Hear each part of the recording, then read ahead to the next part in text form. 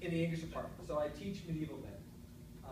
I'm also a great Tolkien fan, because I first read The Lord of the Rings when I was 14.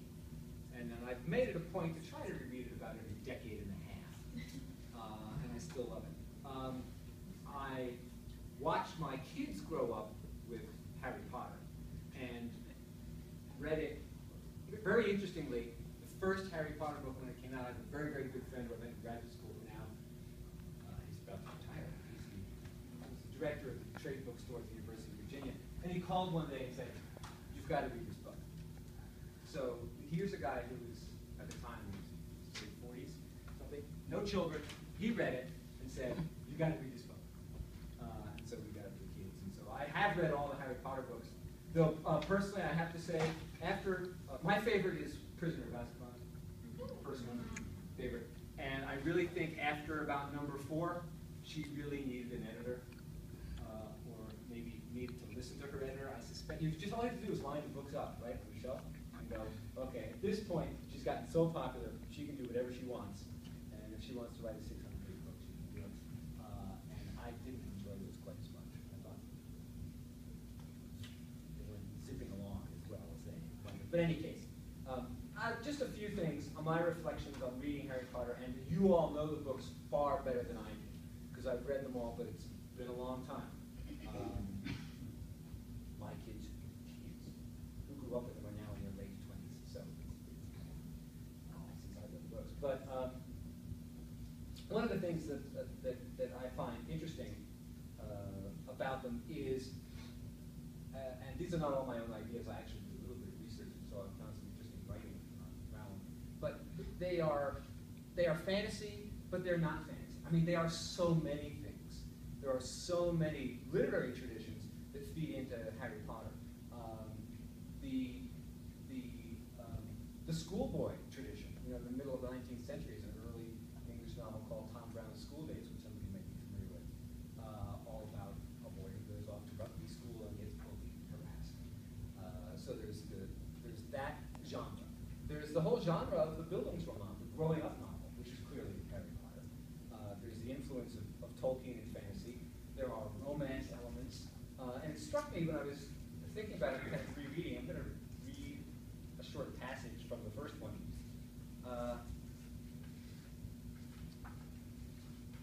And this is the moment of Harry's sorting. Harry inside the sorting hat, way back in the first book. Said a small voice in his ear. Difficult, very difficult.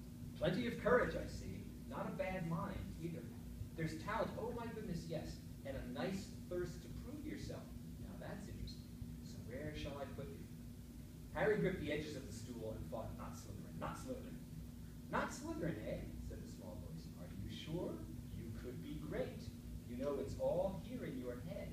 And Slytherin will help you on the way to greatness. No doubt about that. No? Well, if you're sure, better be Gryffindor. What I found interesting about that, going back and rereading it many, many years later, is you could then see the whole series, as a kind of quest to justify Harry's sorting into Gryffindor. And I had forgotten the details of that, and had forgotten the extent to which the sorting hat is looking at him as either, Slytherin or Gryffindor, Slytherin or Gryffindor. Because what's interesting in that scene also is the hat is very quick with, as I recall, with Ron and Hermione, sort of like shoots them like Gryffindor. But it really had to think about Harry for a while, and as I say, it kind of turns that story into a sort of quest or a searching to fulfill the decision of the sorting hat. And I hope I haven't ruined the scene for you. I'm sure you all have your own internal voices for the sorting hat. It's one of the tricky things. So I'll ask, I've not seen all the movies. I've seen some of the movies. For those of you, how do you feel about the movies in comparison with the book? I'm assuming that most of you have experienced both, or is that a false assumption? Yeah. I would say they were phenomenal. However, number 7, part 1 and 2, that was not enough. That was just like too much for 2 movies.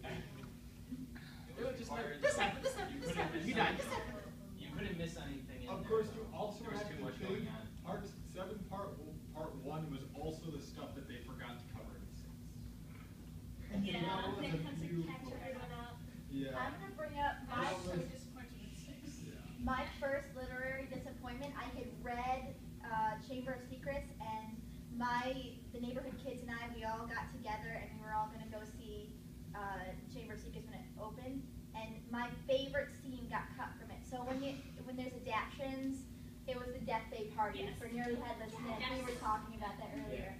And then there are some other elements, whereas there has to be things that tie up loose ends, but there's no really explanation. Like in the fourth book, The Goblet of Fire, when they show Barty Crouch Sr. dead in the woods, they don't really explain how he's dead in the woods. Whereas in the book, it goes into detail about that. I mean, there are things that you cannot do in a movie. You cannot adapt an entire 600-page book inside of 2 hours and have every single information. If you go over 2 hours, generally people start to get just a little bit angry. Yeah. Like recent 2.5-hour movies. You're going to make changes, and your changes are going to piss some of us off. It's like the Les Miserables movie. There's no other two. Okay, not even get into Because that. that is an adaptation. Well, I gotta say, well, that is an adaptation of an adaptation of an adaptation. Oh, my God. So I'm you're an gonna- adaptation. All right. Calm down. Very good, but I don't do it. So, I've seen like one of the movies. but I was thinking too of the casting. I think the casting's actually pretty good. I mean, I had that same experience with the Lord of the Rings movies, because I never thought they'd make even a remotely successful movie. And when they started to come out, I thought, well, there are parts of that. Visually, it actually works really well. I thought the casting was good. I thought the ends were marvelous. I like how they cut out the elf singing. See, I like the other songs. It's the Bilbo in me. But that also gets to one of the differences between Tolkien and Rowling. I mean, Rowling's been criticized. On one hand, I was impressed with how much is in it, but as some critics have pointed out, they've kind of criticized her for how much is in it, because a lot of it is not necessarily that significant, but a lot of it is not original. There's like some of the devices of flying cars and magic trains and all these sorts of things. So many of the details have appeared in other books elsewhere. But one of the things that I really like is where I think for me, the books really shine. This has nothing to do with medieval studies, but just the way in which she's imagined details of that world. I mean, earwax flavored jelly beans. I mean, because you have Bertie Bott's all flavor beans. I mean, it's a simple but a really I brilliant. think that might have actually been a thing before the books. Really? I forgot if that was actually a thing before or after the books, but I know that is a long-standing thing that's called every flavor. I don't know if that actually directly came from the books, but I think Well, I know it was in the books. I do know it's in may the have been a thing before. And I will say, grass and earwax flavored are not that bad. I'm not I've even had head to grass. that. Grass is actually not bad. But I'll conclude and let you toss it out more, but just bringing it back to the medieval theme. Okay. One of the ways in which it is medieval is in the trappings, obviously. It's all so the settings that they use. I mean, they shoot it at Brasenose College. I mean, they're actually able to be putting some of the scenes in the movies in Renaissance and medieval buildings. The notion that the students are all walking around in their long robes. I keep thinking, I would love to do that. I should really just wear my robe out in class. That's one way to wear it a couple of times. Or just all of them. But I don't know when to do it. But the first part of the Sorting Hat song, I'll just read a few lines. It's the values, the ideas that the narrative and the song are drawing on are ideas that stay in British culture and to a certain extent American culture as well, but stayed in British culture straight down from the medieval period. I mean, just listen to, there's nothing hidden in your head the Sorting Hat can't see, so try me on and I will tell you where you ought to be. You might belong in Gryffindor, where dwell the brave at heart. Their daring, nerve, and chivalry set Gryffindors apart. You might belong in Hufflepuff, where they are just and loyal. Those patient Hufflepuffs are true and unafraid of toil. And it goes on. But the values there are also, values that sort of stem from medieval culture and medieval romance as well. The whole notion of chivalry, of bravery, of courage, of loyalty. And an important part of chivalry, which you see very much in the books, is fellowship, that is camaraderie, and that's obviously an essential thing. So this has been a rather pointless ramble. I'm meander. had no real thesis, so if you're grading this paper, it can't get better than a D as an argument, but I wasn't really making an argument. It's a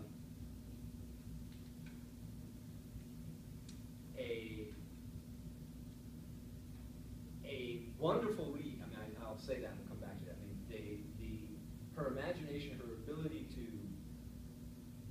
think of those individual details and keep spitting them out, I think is very impressive. There's a flavor at times, but in some ways they're also very modern.